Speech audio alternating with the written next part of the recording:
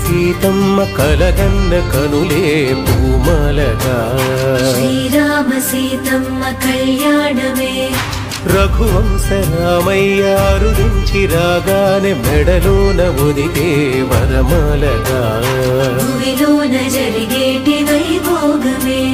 చిరునవ్వు చింది వరుడు రామయ్య నన్ను సిగ్గులికి మధువు సీతమ్మ రానే